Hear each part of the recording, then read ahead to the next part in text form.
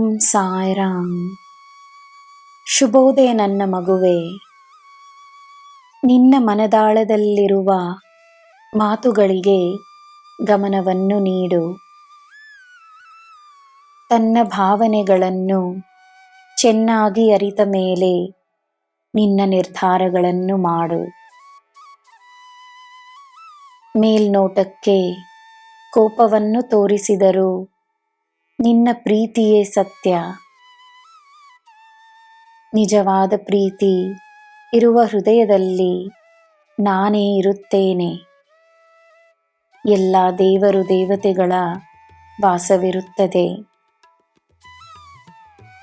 ನಿನ್ನ ಎಲ್ಲ ಕಾರ್ಯಗಳಲ್ಲಿ ನಾನಿದ್ದೇನೆ.